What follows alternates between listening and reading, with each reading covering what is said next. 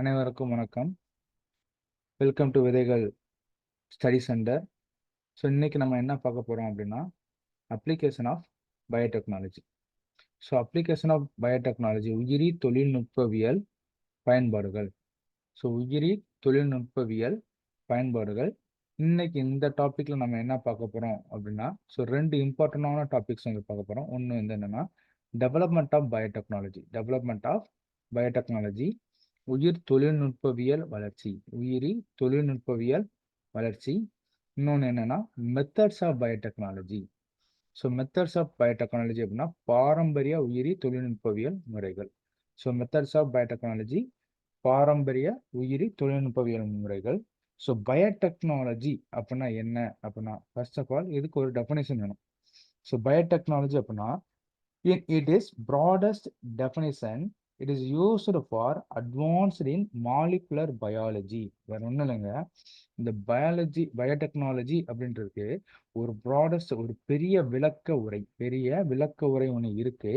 அது என்னன்னா it's advanced in molecular biology, மூலக்கூறு உயிரியல். மாலிகுலர் பயாலஜி,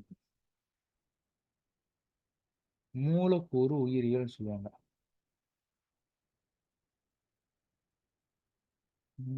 மூலக்கூறு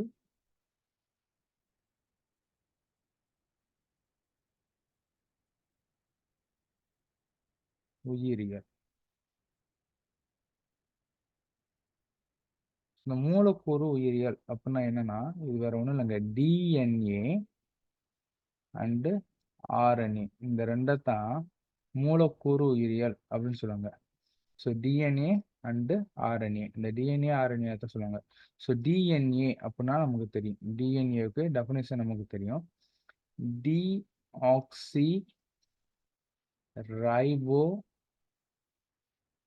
nucleic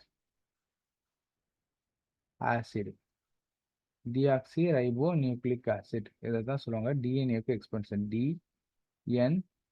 deoxy ribo nucleic acid. அதே ஆர்என்ஏ அப்படின்னா ரைபோ நியூக்ளிக் ஆசிட்,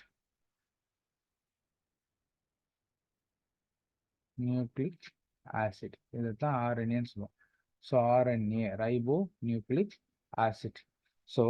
பயாலஜின்றது ஒரு பெரிய டெஃபினேஷன்ஸ் இருக்கு. அதுல மெயினா யாரை பத்தியெல்லாம் எதை வச்சு இந்த பயோடெக்னாலஜி நம்ம பண்ண போறோம் அப்படின்னா டிஎன்ஏ அண்ட் ஆர்என்ஏ இந்த ரெண்டை வச்சு தான் நம்ம பண்ண போறோம். Application in human and animal health. இந்த பயோடெக்னாலஜி வச்சு இப்போ டிஎன்ஏ அண்ட் ஆர்என்ஏ வச்சு நம்ம ஒரு ப்ராசஸ் பண்ண போறோம். இது எதுக்காக பண்ணணும் அப்படின்னா ஹியூமன் அண்டு அனிமல் ஹெல்த், இந்த ஹெல்த் ஓரியன்டா இருக்கக்கூடிய ஒரு சில டிமெரிட்ஸ், ஒரு சில விளைவுகளை வந்து சரி செய்யறதுக்காண்டி இந்த பயோடெக்னாலஜி அப்படின்ற சொல்லக்கூடிய ஒரு தொழில்நுட்பம் வந்து நமக்கு யூஸ் ஆகுது. இதுல வந்து என்ன ஃபர்ஸ்ட் நம்ம பார்க்க போறது இன்ட்ரோடக்ஷன். இன்ட்ரோடக்ஷன் என்ன சொல்றாங்க, biotechnology is the science applied biological process. Biotechnology is the science, உயிரி தொழில்நுட்பவியல் என்பது உயிரியல் செயல்முறை அறிவியல் ஆகும். இது என்ன சார் உயிரி தொழில்நுட்பவியல் சொல்றீங்க, இந்த உயிரியல் செயல்முறை அப்படின்னா என்ன அப்படின்னா வேற ஒன்றும் இல்லைங்க, இந்த பயாலஜிக்கல் ப்ராசஸ் அப்படின்றது என்னன்னா இதுல யாரை இன்வால்வ் பண்ண போறோம் அப்படின்னா மைக்ரோப்ஸை வந்து நம்ம என்ன செய்ய போறோம்னா யூஸ் பண்ணி அதுல மைக்ரோப்ஸ்ல இருக்கக்கூடிய கெமிக்கல் காம்பவுண்ட்ஸை நமக்கு தேவையான மாதிரி நம்ம யூஸ் பண்ண போறோம்.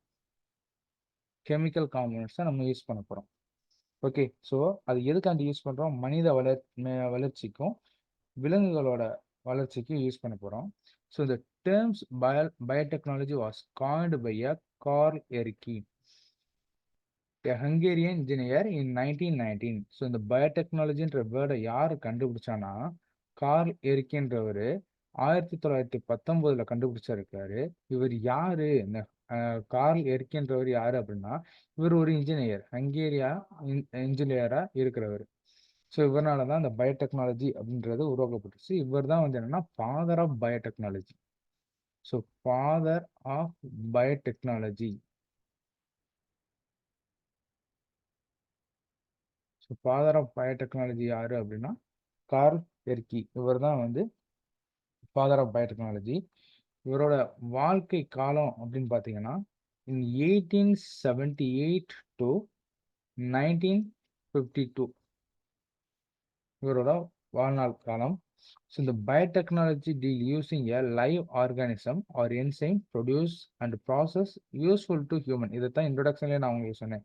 லெசன் ஸ்டார்ட் பண்ணும்போது உயிரி தொழில்நுட்பம் மனிதனுக்கு பயனுள்ள உயிரி அல்லது நொதிகளை உற்பத்தி செய்து செயலாக்குகிறது. ஸோ மனுஷனுக்கு என்ன தேவையோ ஒரு மனிதர்களுக்கு எந்த விதமா ஒரு சைடு எஃபெக்ட் ஒரு பக்க விளைவுகள் இல்லாம ஒரு மெடிசனா இருக்கட்டும், இல்ல ஒரு உணவுப் பொருளா இருக்கட்டும், இதெல்லாம் எந்த ஒரு ஃபீல்ட்ல கிரியேட் பண்றாங்க அப்படின்னா, ஸோ பயோடெக்னாலஜி. இந்த பயோடெக்னாலஜி ஃபீல்ட்ல தான் உருவாக்குறாங்க. ஸோ ஒரு எக்ஸாம்பிள் அப்படின்னு சொல்லணும்னா, இன்விட்ரோ கல்ச்சர். இன்விட்ரோ கல்ச்சரை ஒரு எக்ஸாம்பிள் சொல்லலாம்.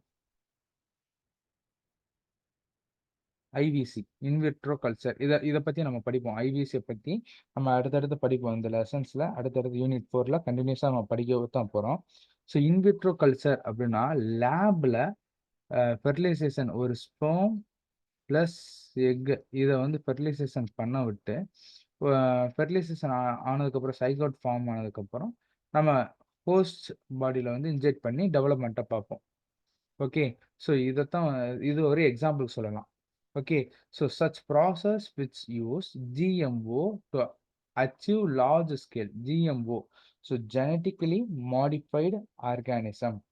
ஸோ ஜெனட்டிக்கலி மாடிஃபைடு ஆர்கானிசம் இது வந்து நம்ம ஆல்ரெடி சொல்லியிருக்கேன்.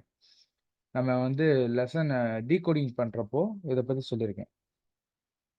ஸோ ஜெனட்டிக்கலி மாடிஃபைடு ஆர்கானிசம், ஜெனட்டிக்னா மரபியல் மூலமாக ஒரு ஆர்கானிசம்ஸோட கேரக்டரை மாற்றி அதை நமக்கு தேவையான மாதிரி அதை நம்ம மாற்றிக்கிடுவோம். அந்த பிளான்ட்டையோ இல்லை அந்த ஆர்கானிசமையோ அந்த டிஎன்ஏவோ ஸோ மரபு ரீதியிலிருந்தே நம்ம கொண்டு வரப்போகிறோம். So genetically modified organism.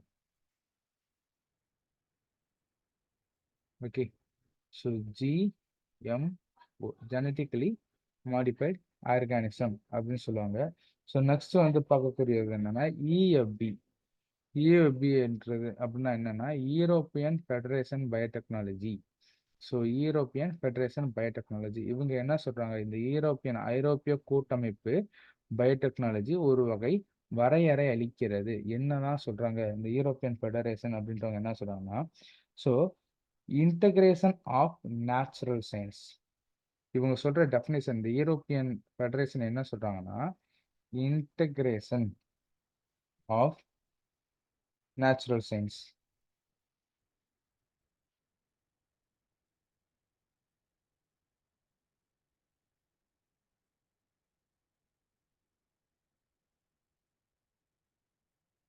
Integration of natural science. இந்த நேச்சுரல் சயின்ஸ்னா என்ன அப்படின்னா வேற ஒன்றும் இல்லைங்க. இது எந்தெந்த ஃபீல்டில் ஃபங்க்ஷன் ஆகுது? Biotechnology, botany and zoology. Okay, so இந்த பாட்னி அண்ட் சுவாலஜி தான் என்னன்னு சொல்லுவாங்கன்னா natural science. And molecular analogues. So molecular analogues already சொல்லியாச்சு. மாலிகுலர் அனாலகஸ்னா யாரு?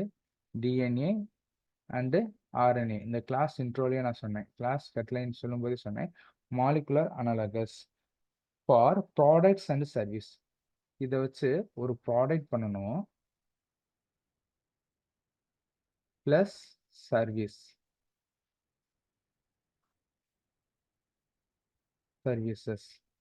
ஓகே, ஸோ ப்ராடக்ட் அப்படின்னா என்ன, சர்வீசஸ் அப்படின்னா என்ன? ப்ராடக்ட் அப்படின்னா ஃபார் எக்ஸாம்பிள் ஒரு இன்சுலின் மருந்து இருக்குன்னு வச்சுக்கோங்களேன். சுகர் பேஷண்ட்ஸ், டயபெட்டிக் பேஷண்ட்ஸ்க்கு போடுவோம் இன்சுலின் இன்ஜெக்ஷன் வந்து போடுவோம். இது வந்து எங்க இருந்து வருது? A kind of micro organisms. ஒரு மைக்ரோ ஆர்கானிசம்ஸ் வந்து நம்ம டிரைவ் பண்ணக்கூடிய டிரைவ்னா பிரித்து எடுக்கக்கூடிய ஒரு kind of chemical compound. Okay, so otherwise இன்னொன்று பென்சிலின் இருக்கு, பென்சிலியம் நொட்டேட்டம் அப்படின்னு சொல்லக்கூடிய ஒரு பாக்டீரியா வந்து எடுக்கிறோம். நெக்ஸ்ட் இந்த சர்வீஸ்னா என்ன அப்படின்னா ஒரு மைக்ரோ ஆர்கானிசம்ஸ் இருக்கு, அதுல இருந்து கெமிக்கல் காம்பவுண்டை பிரிச்செடுக்காம அந்த மைக்ரோப்ஸை ஹோஸ்டோட பாடியில விட்டு அந்த ஹோஸ்டோட பாடியில என்ன டெஃபிஷியன்சி இருக்கோ அதை ரெக்யூர் பண்றது. அதை வந்து சால்வ் பண்றது அந்த ஒரு டெஃபிஷியன்சி சம்திங் ஏதோ ஒரு இருக்கு, ஏதோ ஒரு என்ன சொல்றது, ஒரு டிமெரிட், ஏதோ ஒரு ப்ராப்ளம் அந்த பாடியில இருக்கு. அதுக்கு வந்து என்னன்னா, அங்க ஒரு இன்ஸ்டன்டா அந்த ஒர்க்க பார்க்கறதுக்கு, இல்ல அந்த ஒர்க்க யாருனால தடைப்பட்டிருக்கோ, எந்த ஒரு டிசீஸ்னால அந்த ஒர்க்ன்றது பாடியில நடக்காம இருக்கோ, அவங்கள வந்து சரி செய்யறதுக்கு குட் மைக்ரோப்ஸ உள்ள இன்ஜெக்ட் பண்ணுவோம். அவங்க அந்த குட் மைக்ரோப்ஸ் ப்ரொடியூஸ் பண்ற கெமிக்கல் காம்பவுண்ட் என்ன ஆகும் அப்படின்னா, அந்த பாடியில இருக்கக்கூடிய டெஃபிஷியன்சிய க்யூர் பண்ணும்.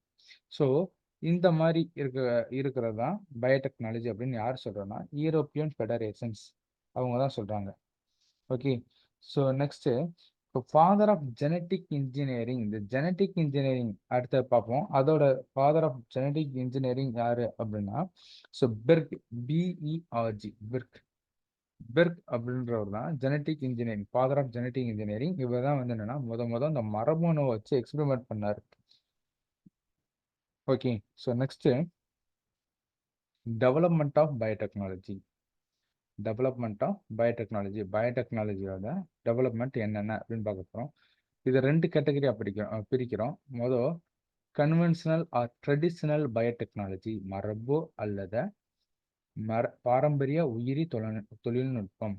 So conventional or traditional biotechnology, மரபு அல்லது பாரம்பரிய உயிரி தொழில்நுட்பம் அப்படின்னு சொல்லுவாங்க. செகண்ட் ஒன் மாடர்ன் பயோடெக்னாலஜி, நவீன உயிரி தொழில்நுட்பவியல். ஸோ மாடர்ன் உயிரி தொழில்நுட்பவியல் அப்படின்னு சொல்லுவாங்க.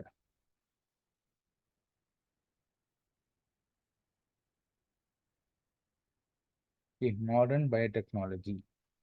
ஃபர்ஸ்ட் நம்ம என்ன பார்க்க போறோம் அப்படின்னா, இந்த கன்வென்ஷனல் ஆர் ட்ரெடிஷனல் பயோடெக்னாலஜி அதைத்தான் பார்க்க போறோம். செகண்ட் வந்து அப்புறமா நம்ம பார்க்கறது modern biotechnology. First conventional or traditional biotechnology அப்படின்னா, it's used bacteria and other microbes daily usage for preparations in daily product. Okay. So பாக்டீரியாவையும் அது தவிர மற்ற மைக்ரோப்ஸ், பாக்டீரியாவை தவிர வேற இருக்கக்கூடிய நுண்ணுயிர்கள், ஃபங்கஸ், பூஞ்சைகள் இதெல்லாம் யூஸ் பண்ணி வாழ்நாளில் டெய்லியும் தேவைப்படக்கூடிய, அன்றாட தேவைப்படக்கூடிய பயன்படுத்தக்கூடிய பொருட்களை ப்ரொடியூஸ் பண்றது, உற்பத்தி ஆக்குறது தான் கன்வென்ஷனல் ஆர் ட்ரெடிஷனல் பயோடெக்னாலஜி. இது தினசரி பொருட்களை தயாரிப்பதற்காக தினசரி பயன்பாட்டில் பாக்டீரியா மற்றும் பிற நுண்ணுயிரிகளை பயன்படுத்தியது. சிம்பிள். இப்போ மில்க் இருக்கு. மில்க் ஃபெர்மெண்டேஷன், நொதித்தல் அப்படின்ற ஒரு ப்ராசஸ் மூலமா என்னவா மாறுது? கர்ட், தயிரா மாறுது. இந்த தயிரை நம்ம நெக்ஸ்ட் என்ன செய்றோம்? சீஸ், பால், தயிர், மோர், வெண்ணெய். ஸோ சீஸ் ஆகுது. ஸோ இதை மெல்ட் பண்றது மூலமா என்ன கிடைக்குது? கீ, நெய், பால், தயிர், மோர், வெண்ணெய், நெய். ஸோ இந்த கேர்டு எப்படி கிரியேட் ஆச்சு? இதுல இருந்து நம்ம நிறைய எடுக்கிறோம். ஆனா இந்த ஃபர்ஸ்ட் இனிஷியல் ஸ்டேஜ் யாரு? கேர்டு. இப்போ இந்த கேர்டு என்ன ஆச்சு? ஃபெர்மெண்டேஷன் ப்ராசஸ், நொதித்தல் அப்படின்றது நடந்துச்சு. யார் மூலமா? It's a kind of bacteria. Bacteria name lactobacillus. Lactobacillus thuringiensis அப்படின்னு சொல்லக்கூடிய ஒரு பாக்டீரியானால இந்த ப்ராசஸ் நடக்குது. ஸோ நெக்ஸ்ட் இந்த conventional, this is the kitchen technology developed by our ancestors. இந்த conventional biotechnology or traditional biotechnology இன்னொரு பேர் என்ன சொல்றாங்க அப்படின்னா, கிச்சன் கிச்சன் டெக்னாலஜி.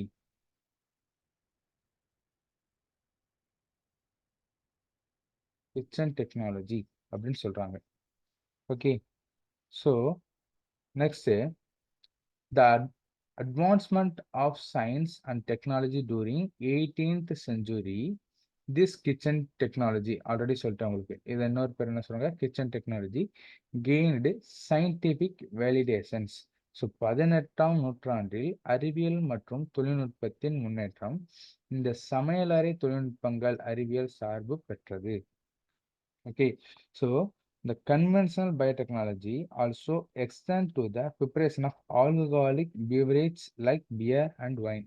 இது மட்டும்தான் கிச்சன் மட்டும்தான் இருக்கா அப்படின்னா, இன்னொரு விஷயம் பண்ணது இது என்னன்னா, எக்ஸ்டென்ஸ், அதாவது பெரிய அளவுல பீவரேஜ் அப்படின்னா என்னன்னா, ஃபெர்மெண்டேஷன் மூலமா கிரியேட் பண்ணக்கூடிய பானங்கள், பியர், வைன் இந்த மாதிரி இருக்கக்கூடிய பானங்கள் வந்து ப்ரொடக்ஷன் பண்ணுறதுக்கும் இந்த கன்வென்ஷனல் ட்ரெடிஷ்னல் பயோடெக்னாலஜி இன்வால்வ் ஆகுதுங்க. ஓகே, ஸோ நெக்ஸ்ட்டு நம்ம பார்க்க போகிறது என்னென்னா modern biotechnology. So traditional biotechnology முடிஞ்சு இப்போ நம்ம பார்க்க போகிறது மாடர்ன் பயோடெக்னாலஜி. ஸோ மாடர்ன் பயோடெக்னாலஜியில் there are two futures of technologies there are two future, ரெண்டு ஃபியூச்சர்ஸ் வந்து இருக்குது. இந்த தொழில்நுட்பத்தில் 2 அம்சங்கள் உள்ளன. ஸோ ஃபஸ்ட்டு ஒன், இது ஃபஸ்ட்டு, இது செகண்ட். ஸோ ரெண்டு பார்ட் இருக்கு.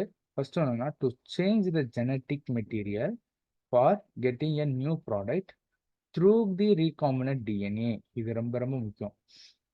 இந்த ஹெட்லைன்லேயே உங்களுக்கு ஆன்சர் இருக்கும். Change the genetic material, getting new product through recombinant DNA. இந்த 3 பாருங்களேன். புதிய தயாரிப்புகளை பெறுவதற்காக மரபணு பொருளை மாற்றுதல். மரபணு பொருளை, மரபணுன ஜெனட்டிக் மெட்டீரியல். ஜெனட்டிக் மெட்டீரியல்னா என்ன சார்? வேற ஒன்றும் இல்லைங்க, ஒரு டிஎன்ஏ இருக்கு, நமக்கு தெரியும். டிஎன்ஏல இருக்கக்கூடிய ஜீன் அப்படின்னு சொல்லக்கூடிய ஒரு ஃபங்க்ஷனல் யூனிட் தான் ஜீன் சொல்லுவோம். ஜீன் அப்படின்னு சொல்லுவோம். இந்த ஜீன் தான் என்னன்னா ஒரு கேரக்டரை டிசைட் பண்ணுது. ஒரு ஆர்கானிசமோட கேரக்டர் என்ன, அது பாடியில எப்படி என்ன ஒரு ஃபங்க்ஷன் நடக்கணும், நடக்கக்கூடாதுன்றதை யார் டிசைட் பண்றா? இந்த ஜீன் அப்படின்றத டிசைட் பண்ணுது. ஸோ நம்ம என்ன செய்யறோம்னா இந்த ஜீனை வந்து அப்படியே சேஞ்ச் பண்றோம். Change the genetic material, getting new product. Change பண்ணிட்டா என்ன, அது ஒரு நியூ ப்ராடக்ட். ரைட். ஸோ இதைத்தான் வந்து என்னன்னா யார் மூலமா பண்றோம் அப்படின்னா ரீகாம்பினன்ட் டிஎன்ஏ. ரீகாம்பினன்ட் டிஎன்ஏ அப்படின்னு சொல்லுவாங்க. ஸோ இன்னைக்கு காலகட்டத்தில் பார்த்தோம் அப்படின்னா இந்த பயோடெக்னாலஜின்றது ஒரு கோடி கணக்கில் பிஸ்னஸ் பண்ணக்கூடிய ஒரு பிஸ்னஸ் தான். அது பயோடெக்னாலஜின்றது ஒரு $1 பில்லியன் பிஸ்னஸ். ஓகே, எங்கெங்கன்னா பீவரேஜ், இப்போ நான் ஆல்ரெடி சொன்னேன், பீவரேஜ் குளிர்பானங்கள் அல்லது ஆல்கஹால், இந்த மாதிரி ஃபெர்மெண்டேஷன் ப்ராசஸில் மேக் பண்ணக்கூடிய ஆல்கஹால், பியர், வைன் இந்த மாதிரி இருக்கலாம். இல்லை ஃபார்மக்யூட்டிக்கல் கம்பெனிஸ். ஃபார்மக்யூட்டிக்கல் கம்பெனிஸ் அப்படின்னா மருந்துகள் தயாரிக்கக்கூடிய இண்டஸ்ட்ரீஸ் அண்ட் அக்ரோ இண்டஸ்ட்ரீஸ், வேளாண்மை துறை. வேளாண் துறையிலையுமே வந்து என்னன்னா அந்த பயோடெக்னாலஜி ரொம்ப யூஸ் ஆகுது. ஸோ இந்த genetic material getting for new product with help of recombinant DNA. So சிம்பிளாக இன்னும் ஒரு தெளிவாகவே உங்களுக்கு நான் சொல்லிடுறேன். ஸோ இப்போ ஒன்றும் இல்லைங்க, இப்போ இது ஒரு ஆர்கானிசம்ஸோட டிஎன்ஏ, இது இன்னொரு ஆர்கானிசம்ஸோட டிஎன்ஏ. என்கிட்ட 2 ஆர்கானிசம்ஸ் இருக்கு. இது இந்த ஆர்கானிசம், இது ஒரு 2மே பிளான்ட் மெட்டீரியல் வச்சுக்கிறோம். இதுல வந்து என்னன்னா இன்செக்டை வந்து ஃபேஸ் பண்ணக்கூடிய இன்செக்டிசைடஸ், அதாவது என்ன சொல்றது, பூச்சியை வந்து தடுக்கிறது, பூச்சி வந்து தன்னை வந்து தாக்காம இருக்க இதுல ஒரு kind of chemical compound create ஆகும். Insect resistant chemical compound. பூச்சிகள் தன்னை தாக்காமல் இருப்பதற்காக தன்னை பாதுகாத்துக் கொள்ள ஒரு கெமிக்கல், ஒரு வேதியியல் வந்து ஒரு கெமிக்கல்ஸ் வந்து இதோட பாடியில செக்ரிகேட் ஆகும். ஆனா இன்செக்ட் ரெசிஸ்டன்ஸ் அப்படின்னு சொல்லுவாங்க, இன்செக்ட் ரெசிஸ்டன்ட். ஓகே, ஆனா இதுல வந்து ஈல்டு எப்படி இருக்கு, மகசூல் எப்படி இருக்குன்னா கம்மியா இருக்கு. இன்செக்ட் ரெசிஸ்டன்ட் அதிகமா இருக்கு.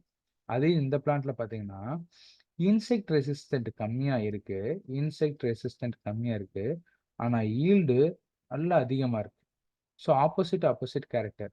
இப்போ நான் என்ன செய்றேன், இது 2யுமே கிராஸ் பண்றேன். கிராஸ் பண்றப்ப எனக்கு என்ன கிடைக்குதுன்னா, நல்லா பாருங்க, இது கிராஸ் பண்றப்ப நான் என்ன செய்யணும், பர்டிகுலர் ஒரு ஏரியா அந்த ஜீனை மட்டும் நான் பார்க்குறேன். எந்த ஜீன் வந்து இன்செக்ட் ரெசிஸ்டண்டா இருக்கு, எந்த ஜீனை நல்ல ஈல்டு தருது அப்படின்னு பார்க்குறேன்.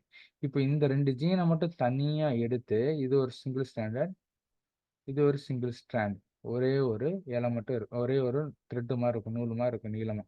ஸோ இது வந்து என்னன்னா இன்செக்ட் ரெசிஸ்டன்ட் ஸ்டாண்டு, இது ஈல்டு, இது பூச்சிகள் வந்து தாக்காம இருக்கிறதுக்கு உடம்புல கெமிக்கல் சிந்தசிஸ் பண்ணக்கூடிய ஸ்டாண்டு, இது நிறைய மகசூல் தரக்கூடிய ஸ்டாண்டு. இப்போ இது 2யுமே நான் என்ன செய்றேன், கிராஸ் பண்ணி செலக்டிவா எடுத்து கம்பைன் பண்றேன் இந்த டிஎன்ஏவை. இப்போ இந்த ஆர்கானிசம் பார்த்தீங்கன்னா இதோட கேரக்டருக்கும் இதோட கேரக்டருக்கும் 2 பிளான்ட்டோட கேரக்டரும் இந்த ஒரு ஆர்கானிசம்ஸ்ல இருக்கும். ரைட். அப்போ இது என்னது, ஒரு நியூ ப்ராடக்ட். New product.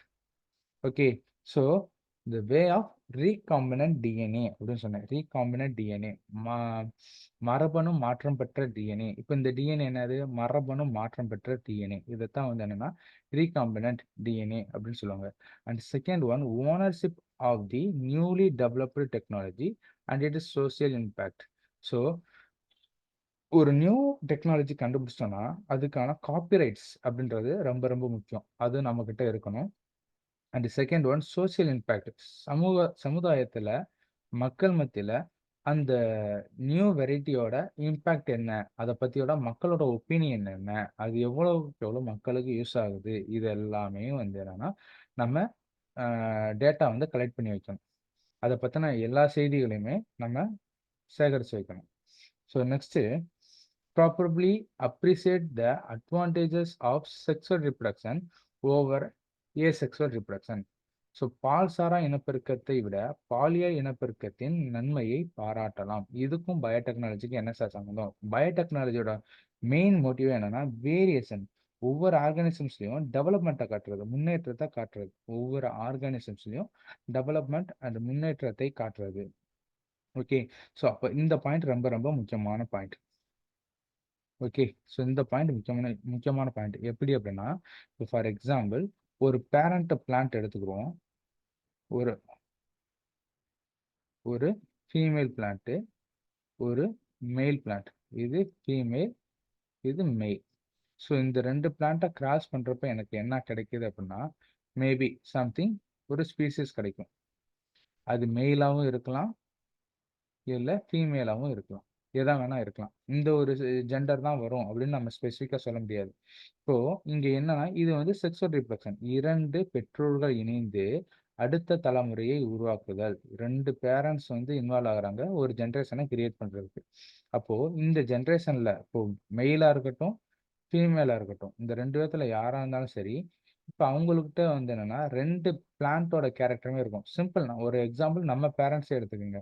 நம்ம அப்பாவோட கேரக்டரும் நம்ம பாடியில் இருக்கும், அம்மாவோட கேரக்டர் நம்ம பாடியில் இருக்கும். ஸோ ரெண்டு பேரோட கேரக்டருமே நம்ம பாடியில் இருக்கும். அப்போது யாரோட ஒருத்தரோட கேரக்டர் மட்டும் நம்ம பாடியில் இருக்க போகிறது கிடையாது. அப்போ நம்ம வந்து என்னது, நம்ம பேரண்ட்ஸை கம்பேர் பண்ணும்போது நம்மளோட ஜீனில் வந்து என்னென்னா டெவலப்மெண்ட் வந்து இருக்குது. டெவலப்மெண்ட்ன்றது இருக்குது. I'm right. ஸோ இதைத்தான் என்னன்னா வேரியேஷன்ஸ் அப்படின்னு சொல்கிறாங்க. அந்த முன்னேற்றம்ன்றது இருக்குது. இதே இது மைக்ரோ ஆர்கானிசம்ஸ் எடுத்துக்கோங்களேன். சிங்கிள் செல் ஆர்கானிசம்ஸ்லாம் என்ன செய்யுதுன்னா, ஸோ சிங்கிள் பேரண்ட், அது மேல் ஆர் ஃபீமேல் யாராவது இருக்கலாம். ஸோ இந்த மைக்ரோ ஆர்கானிசம்ஸை வந்து ஃபர்ஸ்ட் ஆஃப் ஆல் ஜென்டரே ஐடென்டிஃபை பண்ண முடியாது.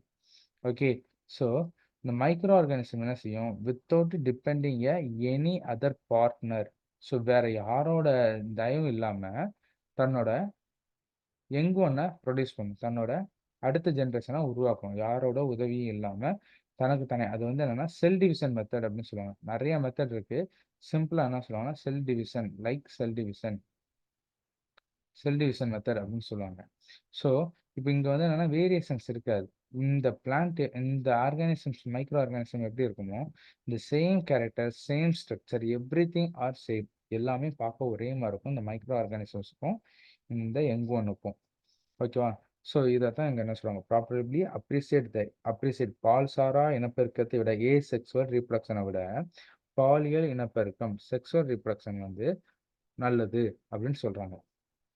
So next, modern biotechnology embrace all method of genetic modification by recombinant DNA. So modern பயோடெக்னாலஜியில் நம்ம ரொம்ப எம்ப்ரஸ்டு தெளிவாக பார்க்க வேண்டிய ஒரு இது என்னன்னா genetic modified by recombinant DNA. So நவீன உயிரி தொழில்நுட்பவியல் மறுசீரமைப்பு டிஎன்ஏ மூலம் மரபணு மாற்றத்தின் அனைத்து முறைகளையும் தழுவுதல். ஸோ ஃபர்ஸ்ட் வந்து என்னன்னா, இப்போ மரபணு மாற்றம் பெற்ற ஒரு டிஎன்ஏ கிடைச்சிருச்சு, அதை எதுக்கெல்லாம் யூஸ் பண்ணலாம், எந்தெந்த ஃபீல்டுக்கெல்லாம் வந்து அந்த ரீகாம்பினன்ட் டிஎன்ஏவை, நம்ம மரபணு மாற்றம் பெற்ற டிஎன்ஏவை நம்ம யூஸ் பண்ணலாம். ஃபெர்மெண்டேஷன் ஓரியன்ட், பயோமாஸ், உயிர் திரள் அப்படின்னு சொல்லக்கூடிய ஒரு ப்ராசஸ். நெக்ஸ்ட் என்சைம்ஸ், நொதிகள், microbial inoculants. So microbial inoculants, recombinant DNA, கூட்டிணைவு டிஎன்ஏ அப்படின்னு சொல்லுவாங்க. ஓகே. ஸோ கூட்டிணைவு டிஎன்ஏ அல்லது மரபணு மாற்றம் பெற்ற டிஎன்ஏ அப்படின்னு சொல்லுவாங்க. ஃபெர்மெண்டேஷன் நமக்கு தெரியும். ஆல்ரெடி ஒரு எக்ஸாம்பிள் சிம்பிளா சொல்லணும்னா, இப்போ அம்மா வந்து மறுநாள் மார்னிங் டிஃபன் பண்ணணும் அப்படின்றதுக்காண்டி நாள் என்ன செய்வாங்க? மாவு அரைச்சு வைப்பாங்க. ஸோ அப்போ அந்த உளுந்து மாவும், அரிசி மாவையும் மிக்ஸ் பண்றது தான் கைய வச்சு அப்படியே மிக்ஸ் பண்ணுவாங்க. ஸோ ஹேண்ட்ல வந்து என்னன்னா மைக்ரோப்ஸ் நுண்ணுயிரிகள் வந்து நெறைய இருக்கும். ஸோ மறுநாள் காலைல பார்த்தா, அந்த ரைஸ் ஃப்ளார் மாவு, அரிசி மாவு வந்து என்னன்னா, நல்லா பொங்கி வந்திருக்கும். அப்ப என்ன? அந்த கையில இருந்தக்கூடிய மைக்ரோப்ஸ் அந்த மாவுல போயி, அங்க வந்து ஃபெர்மென்டேஷன் ப்ராசஸ் நடந்திருக்கு. ஓகே. ஸோ பயோமாஸ் உயிர்த்திரள் அப்டின்னா, மைக்ரோப்ஸோட மொத்த கவுண்டிங். அந்த ஒட்டுமொத்தோட மைக்ரோப்ஸோட வெரைட்டி. ஸோ என்சைம்ஸ் அந்த மைக்ரோப்ஸ் கேட்டகரில வரக்கூடிய chemical compound. Okay. So next microbial inoculants நுண்ணுயிரி உட்புகட்டல்கள். ஸோ நுண்ணுயிரி உட்புகட்டல்கள் அப்படின்னா, ஃபார் எக்ஸாம்பிள், இப்போ செலக்டிவ் மைக்ரோஸ்கோப்ஸ் மட்டும் மைக்ரோ ஆர்கானிசம்ஸ் மட்டும் தான் என்னன்னா அங்க சர்வே ஆகணும். ஓகே. ஸோ இப்போ ஃபார் எக்ஸாம்பிள் என்ன சொல்லலாம் அப்படின்னா, ஒரு மைக்ரோப்ஸ் இருக்கு. நைட்ரஜன் பிக்சேஷன் பாக்டீரியான்னு வச்சுக்கோங்களேன். Nitrogen fixation bacteria. ரைசோபியம் அப்படின்றது அதோட பேரு.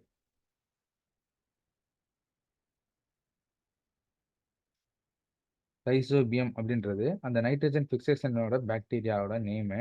இது என்ன செய்யும்னா மோஸ்ட்லி லெகுமினஸ் பிளான்ட் பயிர் குடும்பத்துல இருக்கும். அட்மாஸ்பியர்ல இருக்கக்கூடிய நைட்ரஜன் காம்பவுண்ட அப்சர்வ் பண்ணி பிளான்ட்டோட ரூட்ஸுக்கு வந்து குடுக்கும். பிளான்ட்டோட ரூட்ஸ்க்கு வந்து குடுக்கும். ஓகே. பிளான்ட் வந்து அதுக்கு பதிலா என்ன செய்யும்னா, ஃபுட்ட ப்ரிப்பேர் பண்ணி, அந்த ஃபுட்ல இருக்கக்கூடிய கொஞ்சோண்டு எக்ஸஸ் ஆஃப் ஃபுட்ட அந்த பாக்டீரியம்க்கு குடுக்கும். ஸோ இத வந்து என்னன்னா, சிம்பயாட்டிக் அசோசியேஷன் சொல்லுவாங்க. Both are beneficial. நானும் உனக்கு தரேன், நீயும் அதுக்கு பதிலா வேற ஏதாவது எனக்கு தா அப்படின்ற மாரி. ஸோ இந்த மாதிரி biofertiliser or N two fixation type of மைக்ரோப்ஸ நம்ம கண்டுபிடிக்கிறது. Bio fertilisers. ஸோ இந்த கேட்டகரில நம்ம 2 பார்க்குறோம். ஒண்ணு வந்து என்னது? N two fixation. Okay. And second one என்னது? Bio fertilisers.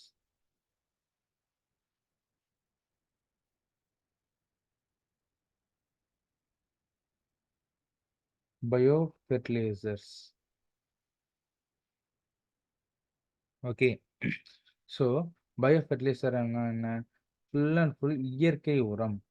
தாவரங்கள் மற்றும் அனிமல்களின் கழிவுப் பொருட்களை வைத்து உருவாக்குதல். ரொம்ப கொஞ்சம் காஸ்ட் அதிகம் தான் வருது bio fertilisers. Okay. So recombinant DNA அப்படின்னா மறுகூட்டமைவு டிஎன்ஏ. ஸோ இது வந்து என்னன்னா production of chemicals, enzymes, vaccine and growth hormones, antibiotics. So இந்த ரீகாம்பினன்ட் டிஎன்ஏல நமக்கு மொத்தம் எத்தனை ப்ராடக்ட் கிடைக்குது அப்படின்னா, இது மூலமா நமக்கு கிடைக்கக்கூடியது. ஸோ ஃபர்ஸ்ட் வந்து என்னன்னா என்சைம்ஸ். என்சைம்ஸ் இந்த கேட்டகரியில் கிரியேட் பண்ணலாம் நம்ம. என்சைம்ஸ். ஓகே. ஸோ நெக்ஸ்ட் வந்து vaccines. Vaccines. Antibiotics. Antibiotics. Okay. So antibiotics இது எல்லாமே நமக்கு கிடைக்குது. ஓகே.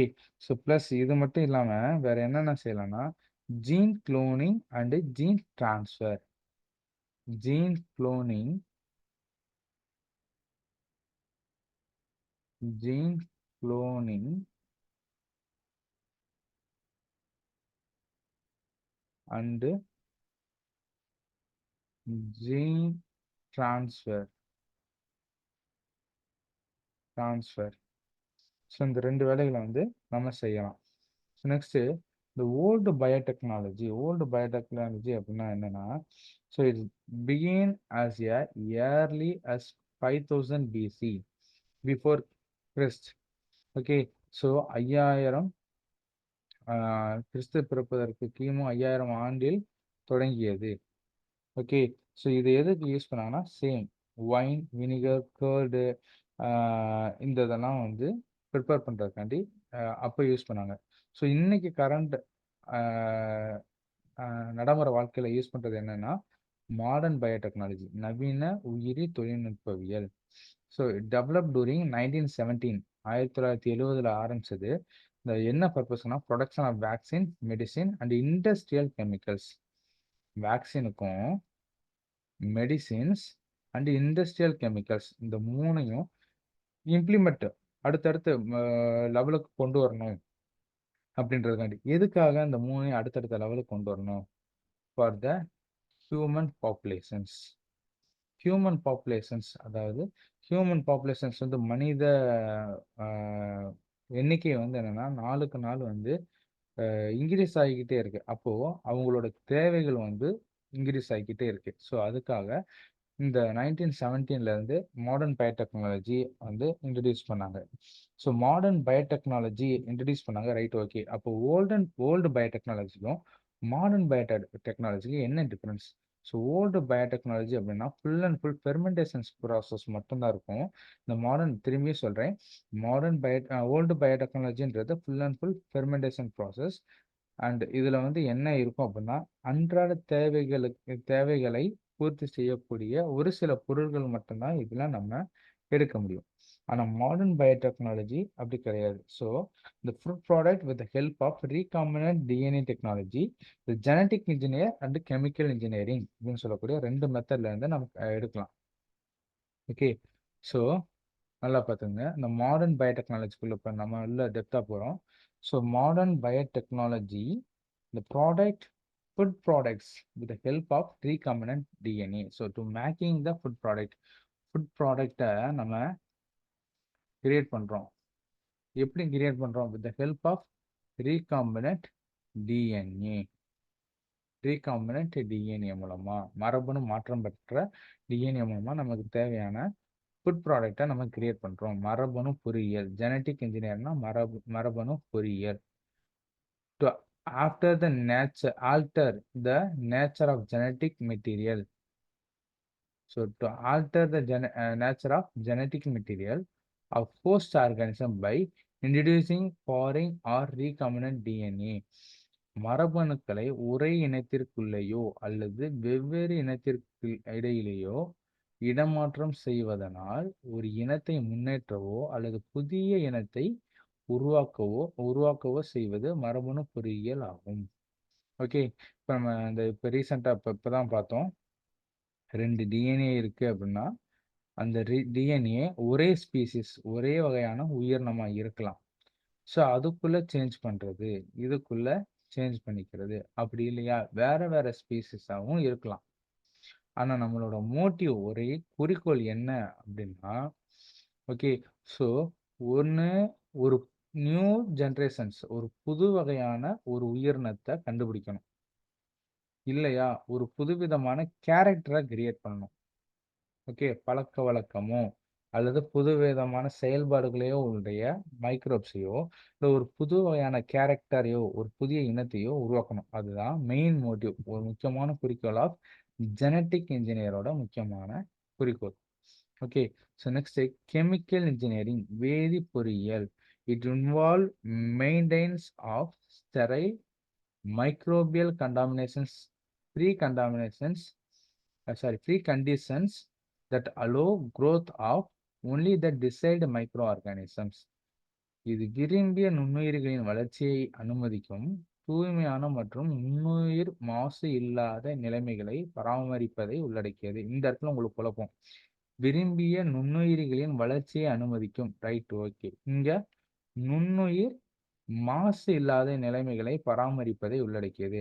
இந்த மைக்ரோப்ஸை வந்து கல்ச்சர் பண்ணணும்னு சொல்றீங்க, வளர்க்கணும்னு சொல்றீங்க, அதே டயத்துல மைக்ரோப்ஸ் நுண்ணுயிர் இருக்கக்கூடாதுன்னு சொல்றீங்க.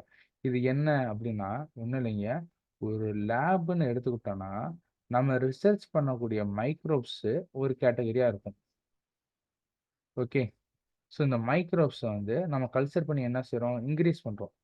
ஸோ நிறைய மைக்ரோப்ஸ் வந்து இன்க்ரீஸ் ஆகுது. ஓகேவா? ஸோ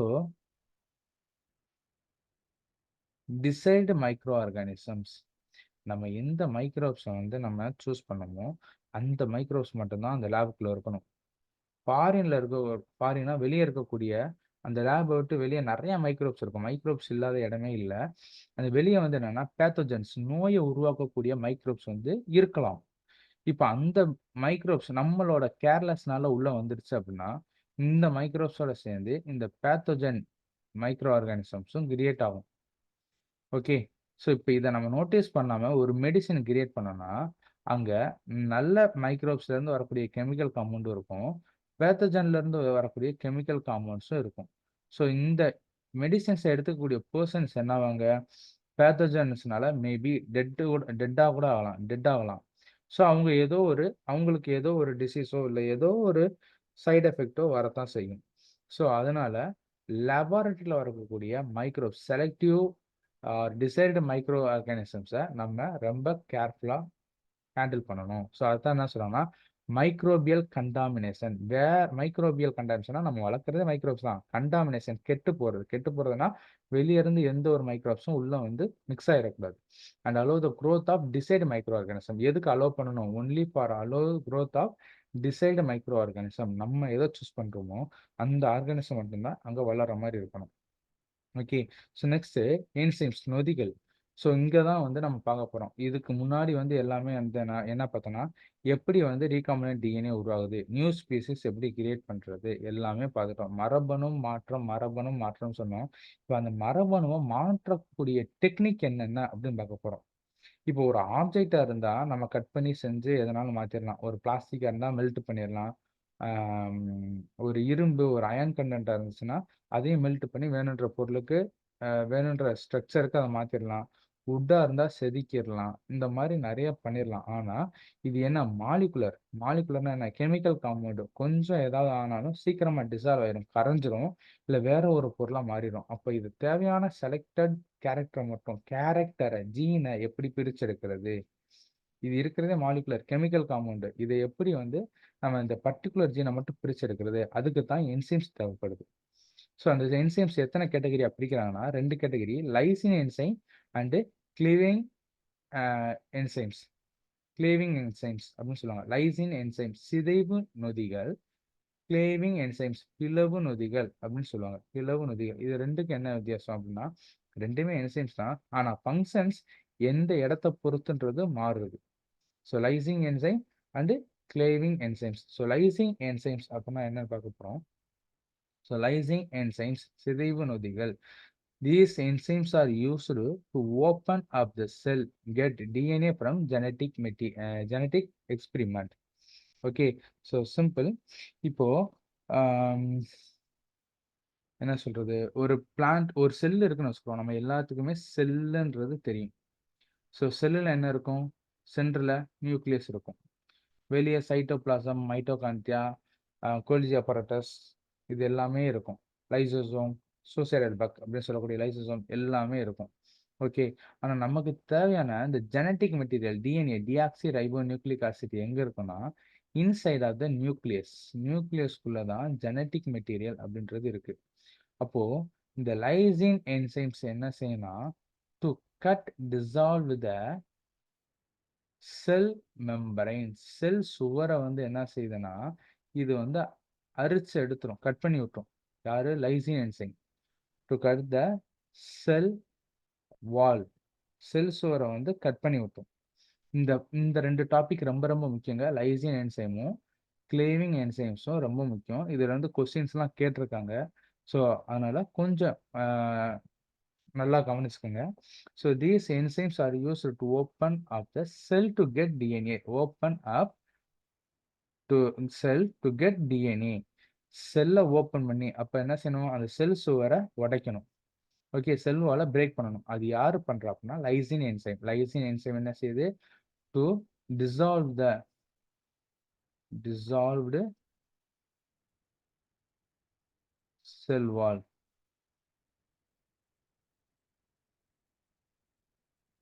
செல் சுவரை உடைக்குது. ஓகே, கட் பண்ணி ரிமூவ் பண்ணுது, பிரிச்செடுக்குது. அப்புறம் என்ன செய்யுது, நியூக்ளியர் மெம்பரைன், உட்கரு சுவர். உட்கரு சுவர், செல் சுவர் மட்டும் இல்ல, உட்கரு சுவரையும், ஓகே, உட்கரு சுவரையும் எது என்ன செய்யுதுன்னா பிரேக் பண்ணிடுது. ஓகே, பிரேக் பண்ணி உள்ள இருந்து ஜெனட்டிக் மெட்டீரியல் டிஎன்ஏவை வெளியே கொண்டு வருது. இதுல எத்தனை டைப் ஆஃப் லைசிங் என்சைம்ஸ் இருக்கு அப்படின்னா இந்த லைசிங் என்சைம்ஸ்ல 3 கேட்டகரி இருக்கு. லைசிங் என்சைம்ஸ். இதுல எத்தனை கேட்டகரி இருக்குன்னா 3 கேட்டகரியா நம்ம பிரிக்கலாம். ஃபர்ஸ்ட் கேட்டகரி என்னன்னா லைசோசைம். லைசோசைம்.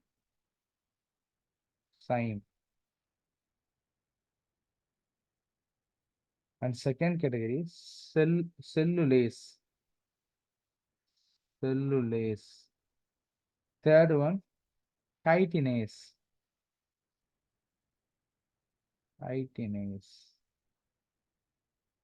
ஸோ 3 கேட்டகரியா பிரிக்கிறோம். லைசின் என்சைம்ஸை 3 கேட்டகரியா பிரிக்கிறோம். ஸோ லைசோசைம்ஸ், செல்லுலேஸ், கைட்டினேஸ் 3 கேட்டகரியா பிரிக்கிறோம். இதோட வேலை என்னென்ன? லைசோசைம்ஸ் என்ன வேலை செய்யுது? So dissolve the bacteria cell wall. Dissolve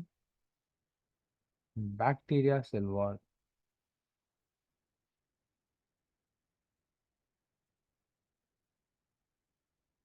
Cellulase, plant cell wall. Dissolve the plant cell wall. இது கொஸ்டின்ல கேட்பாங்க. கைட்டினேஸ், fungal cell wall. Dissolve the fungus பூஞ்சை. fungal cell wall. Okay. So lyso enzymes 3 category அப்படி பிரிக்கிறோம். Lysozyme, cellulase, chitinase. லைசோசைம்ஸ் எங்க use பண்றோம்னா dissolve the bacteria cell wall. Cellulase பிளான்ட்டோட cell வாலை break பண்றதுக்காண்டி.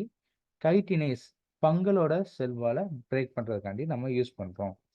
Okay. So next cleaving enzymes. Cleaving enzymes பிளவு நொதிகள் அப்படின்னு சொல்லுவாங்க. So these enzymes are used to break DNA molecule at specific sites.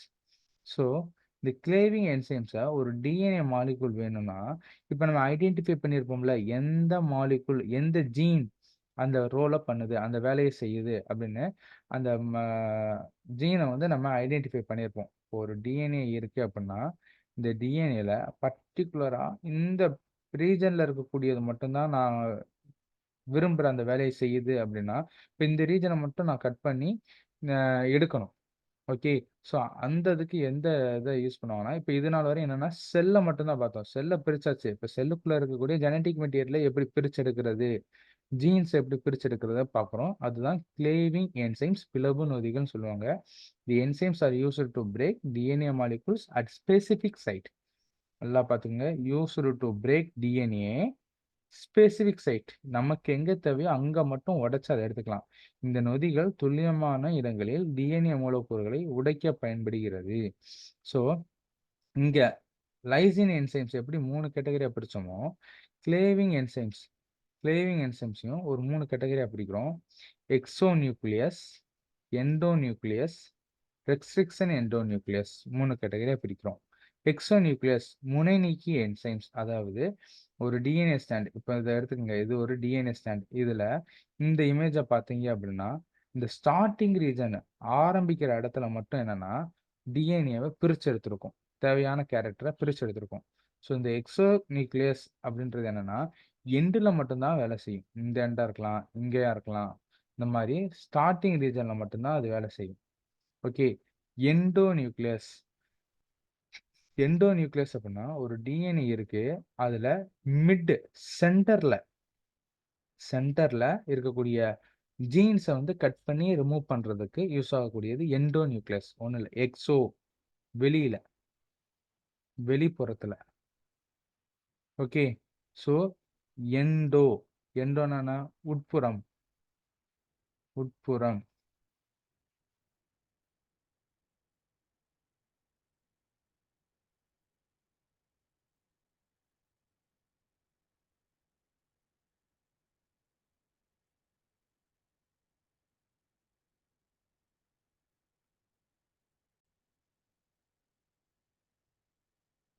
So endo அப்படின்னா உட்புறம் அப்படின்றது அர்த்தம். ஸோ நெக்ஸ்ட் வந்து நம்ம பார்க்க போறது என்ன அப்படின்னா ஸோ உட்புறத்துல மையப்பகுதியில தேவையான ஜீன்ஸை வந்து பிரிச்செடுக்கிறது. Next third category restriction endonuclease. கட்டுப்பாட்டு என்சைம்ஸ். விருப்பப்படுற இடத்துல எங்க வேணா இருக்கலாம். இப்போ ஒரு டிஎன்ஏ இந்த டிஎன்ஏ இருக்கு அப்படின்னா ஸ்டார்டிங்காக இருக்கலாம், மிட்டாக இருக்கலாம், எண்டாக இருக்கலாம், எந்த இடத்துல வேணால் இந்த ரெஸ்ட்ரிக்ஷன் என்சைம்ஸ் எண்டோநியூக்ளியஸை நம்ம யூஸ் பண்ணலாங்க. ஸோ இதுதான் டிஃப்ரென்ஸ். கிளேவிங் என்சைம்ஸ் அப்படின்னா எக்ஸோ வெளியே, Exo nucleus, endo nucleus endo உள்ள, ரெஸ்ட்ரிக்ஷன் கட்டுப்பாட்டு, எந்த பக்கத்தில் வேணால் எங்கே வேணால் நம்ம யூஸ் பண்ணிக்கலாம். ஓகே, ஸோ இதைத்தான் வந்து என்னென்னா கிளேவிங் என்சைம்ஸ், கிளேவிங் என்சைம்ஸ் அப்படின்னு சொல்லுவாங்க. ஓகே, ஸோ நெக்ஸ்ட்டு இப்போ இதுவரையும் பார்த்த டாபிக்ஸில் இதனால் வரைக்கும் என்னென்னா ஒரு 2 கொஸ்டின்ஸ் கேட்டிருக்காங்க. So what are the restrictions enzymes enzymes that uses enlist any 5 restriction enzyme with the source and recognition site. Okay, so இந்த what are the restriction enzymes இதுக்கு முன்னாடி இப்போ வரையும் பார்த்தோம்ல, இந்த தான் cleaving enzymes and lysine enzymes. இந்த கேட்டகரியை தான் என்னன்னா what are the restriction enzymes with the source and recognition sites குள்ள answer.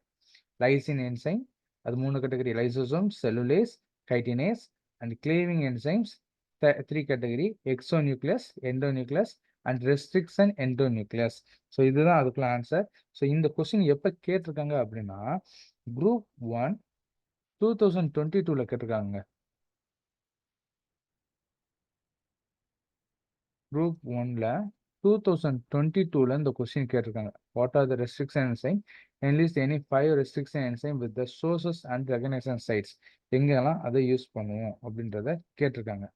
Okay, so second question என்னன்னா mention the importance of enzymes use the genetic engineering give the functions in brief. மரபு பொறியியலில் பயன்படுத்தப்பட்ட நொதிகளின் முக்கியத்துவத்தை கூறுக, அவைகளின் வேலைகளை சுருக்கமாக தருக. ஸோ இது ரெண்டுமே இன்டர் ரிலேட்டட் தான், ரெண்டுமே கொஞ்சம் ஒத்து போகக்கூடிய கொஸ்டின்ஸ் தான். ஸோ இது எப்போ கேட்டிருக்காங்கன்னா குரூப் 1 2008 இந்த கொஸ்டின் கேட்டிருக்காங்க. ஸோ ரெஸ்ட்ரிக்ஷன் என்சைம்ஸ் நம்ம தெரியும், எந்த இடத்துல வேணா ஒரு டிஎன்ஏ காம்பவுண்ட் இருக்குன்னா நம்ம சூஸ் பண்ற எந்த இடமா இருந்தாலும் நம்ம கட் பண்ணிக்கலாம். So next DNA ligase. So DNA ligase அப்படின்னா இப்போ கட் பண்ண டிஎன்ஏவை நம்ம ஜாயின் பண்ணணும். அந்த ஜாயின் பண்றதுக்கு இப்போ இங்க ஒரு டிஎன்ஏ இருக்கு, இந்த பர்டிகுலர் பிளேஸ்ல உள்ள ஜீனை மட்டும் நான் என்ன செஞ்சிருக்கேன், பிரிச்சிருக்கேன். அதை வேற ஒரு டிஎன்ஏல பர்டிகுலர் பிளேஸை கட் பண்ணி இதை ரிமூவ் பண்ணிட்டு அதுக்கு பதிலாக என்ன செய்யணும், இங்கே ரிமூவ் பண்ண நான் ஜீனை வந்து இங்கே இன்க்ளூட் பண்ணுறேன். ஸோ இதுக்கு வந்து என்ன யூஸ் பண்ணாங்கன்னா டிஎன்ஏ லைகேஸ் அப்படின்னு சொல்லக்கூடிய பேஸ்ட் பண்ணக்கூடியது. Okay, so DNA polymerase. So DNA polymerase அப்படின்னா வேற ஒன்றும் இல்லைங்க, இந்த டிஎன்ஏல இருக்கக்கூடிய அடுத்தடுத்த ரெப்ளிகேஷன் நியூ இப்போ நான் உள்ள இன்செர்ட் பண்ணிட்டேன். இன்செர்ட் பண்ணதுக்கப்புறம் இதை வந்து அடுத்து மல்டிபிள் பண்ணணும். ஒரு டிஎன்ஏ 2 ஆகணும், 2 4 ஆகணும், இந்த மாதிரி கன்டினியூ ஆகிட்டே போகணும். அதுக்கடுத்து reverse transcriptase. So reverse transcriptase அப்படின்னா ஓகே நான் ஜாயின் பண்ணிட்டேன், இப்போ திருப்பி எனக்கு பழைய சுச்சுவேஷன் என்னோட பேரண்டல் கேரக்டரே இங்கே வரணும். அதாவது பேரண்டல் கேரக்டர் அப்படின்னா ஆரம்ப நிலையில் எப்படி இருந்துச்சோ அதே இது வரணும். Okay, so alkaline phosphate. Okay, so alkaline phosphate அப்படின்னா தேவையில்லாத, இப்போ உள்ள வந்துருச்சு எனக்கு இந்த டிஎன்ஏ இருக்குன்னா இந்த டிஎன்ஏல இருக்கக்கூடிய கேரக்டரே இப்படி இருக்கட்டும், ஆனால் ஒரு சில கேரக்டர் மட்டும் எனக்கு வேண்டாம், ஒரு சில பர்டிகுலர் கேரக்டர் மட்டும் எனக்கு வேணாம். ஸோ அதை மட்டும் நான் தேவையில்லாத கேரக்டரை மட்டும் நான் பிரித்து எடுத்துக்கிறேன் அப்படின்னா அது ஆல்கலைன் பாஸ்பேட் அப்படின்னு சொல்லுவாங்க. ஸோ